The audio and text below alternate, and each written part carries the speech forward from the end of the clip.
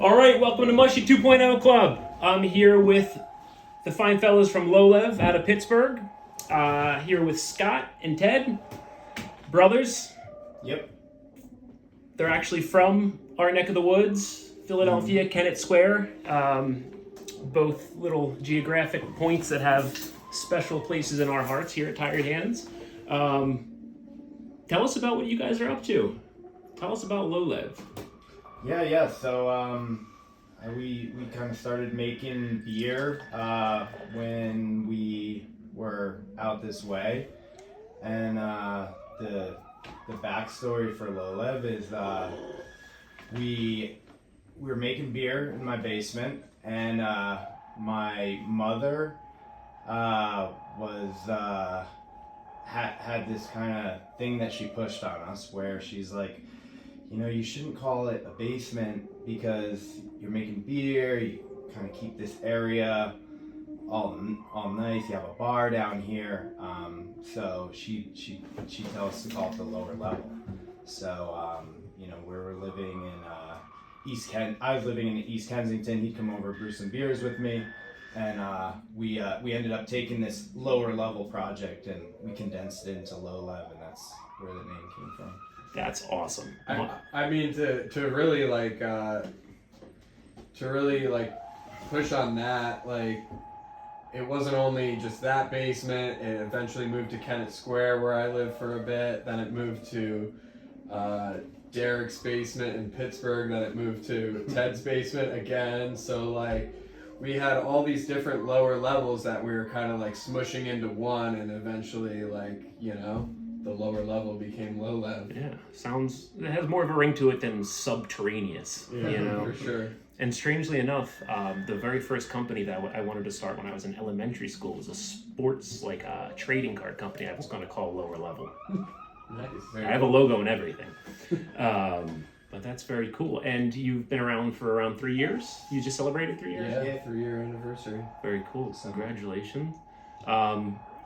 So having one foot sort of firmly planted out in our neck of the woods, Philly, Kennett Square, and then another foot on the other end of the state, what can you tell us about the differences? I mean, are people just gaga for this kind of stuff, the super, super hazy, hoppy stuff like they are down here? People are definitely gaga for it. Not only that, we've got probably more breweries in the general vicinity of Pittsburgh. What is it? Something like 40? I think it's 55 breweries. Yeah, 55 now. That number has been going up. Tell me about it. Years now. But everybody's neighborhood driven. Everybody is pushing beer, and everybody in the neighborhoods is flocking to those places. And what we wanted to do was kind of like set out to do something different and kind of like push our name in a certain way. And like, we've kind of always been doing that with hoppy beer, and we kind of just recently took it to another level. Yeah, I mean, I think, we kind of grew up in this era where, when we were learning how to make beer, where, we were seeing some of these new forms of ale, and, Hop Hands was a really cool beer of the generation, and, we were trying to figure out how to make these types of beers in our home brew, and and I think that type of pursuit of making beer that's interesting, that's kind of always what we've been after, and finding really good lots of hops.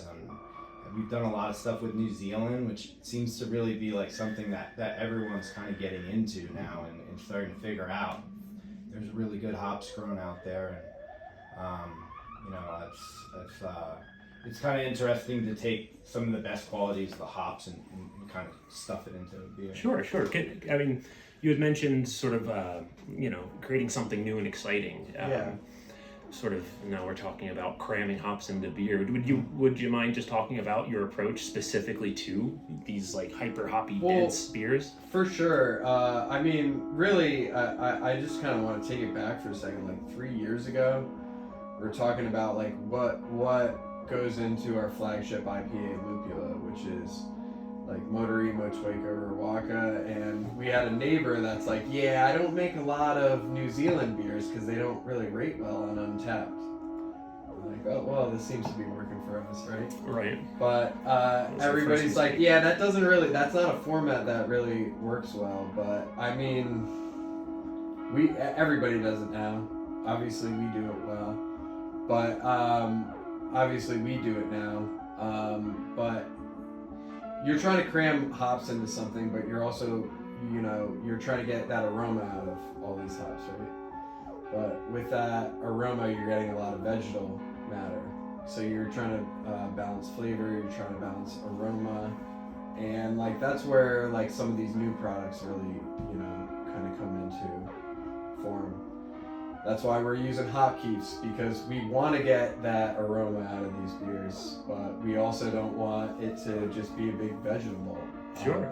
You know what I mean? So yeah, there's seems to be no shortage of new and exciting hop products, whether it's a flowable extract or hop keef.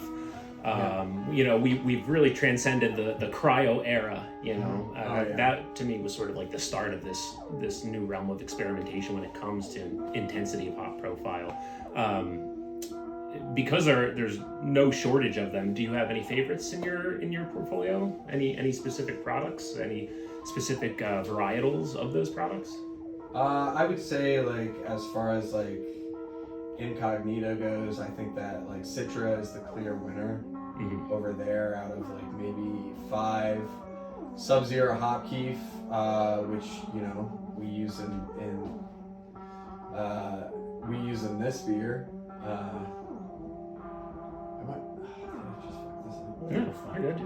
Okay. When you say this beer, you talk about our collab. Yeah. Yeah. We didn't get into that. Yeah. I'm going to jump into it. Maybe just talk about our style a little bit. Yeah. Sure. Yeah. Okay. Sure. Style. What do you mean? Like, just like your. Some of the stuff we're doing that's interesting. Okay. Yeah. Some of our favorites. I kind of. Yeah. No. Okay. That's where. I mean, this is all workable. The goofier, the better, too. All right. So as far as your sort of your catalog, your canon goes of what you're brewing, do you consider yourselves masters of any of these styles? What are your specialties? What are you known for out there? I think that our goal is generally to make kind of like interesting ales. I mean, the core focus of that is typically like really flavor forward IPA. It could be like some of this kind of crazy hazy stuff. We try to make our modern version of West Coast IPA. Then we have this kind of other focus on lager. And when we're making lager, we want it to be fun. That's kind of like one of our goals is like, like how do we make a sessionable beer that's people can come in and have a couple pints of and remember it. And then we do a little bit of oak aging, and that can be like things that are mixed fermentation, stout, barley wine, and that's kind of like really some of the core focuses. So sometimes it goes a little bit further outside. Sure. We'll keep pushing. Yeah. That's the fun of it. And to your point, I mean, the lager program, for 3 years, you're still pretty young as a brewery. That's definitely, in my assessment, the high watermark of a brewery. At least some reverence for where we came from, and to your point, giving people a more gluggable option and responsible option when they're visiting. But here you are visiting us, and here we are we just brewed a beer together, our first collab. Very exciting. And then this sort of dovetails with all the hop extracts, because we keep it pretty close to our chest with hops. So obviously, we're engaged with selection, selecting the best lots for our bend on hoppy beer. But with these new products, we're still sort of neophytes when it comes to the hows and the whys. So you want to jump into a quick conversation about what we just brewed today? Because we... Absolutely. Yeah, I think we kind of brought some of our own products that we found to work well and kind of integrated it with some things they normally do. So I mean, really just talking about the collab and like kind of getting that conversation moving. You know, it was like you guys hadn't really used some hop keef yet, and like I know a lot about hop keef. You guys have used abstracts. I really don't know a ton about abstracts, so like it was really just taking the two ideas and combining them together to kind of do the same thing that we've both been doing, but doing it together. Sure. And like that's the whole idea behind a collab, is like stepping out of your comfort zone and trying new things. I don't know a ton about Nectaron. I feel like I've made beers with Nectaron. I haven't loved them. So like, I mean, just opening up the bag that we used for a Whirlpool today and just smelling that lot of it, I was like, this is what Nectaron should smell Nectaron has quickly become my favorite new school hop, and I think I just like everything about it. I tend to be a pretty aesthetic person. Even the bags look cool. Yeah. You know, it's a cool name. No guesswork involved in decoding what Nectaron is supposed to smell and taste like. And then I'm particularly interested in this collab because of the terpenes that we're adding from abstracts, and they consistently hit home runs in my book. They're great to work with.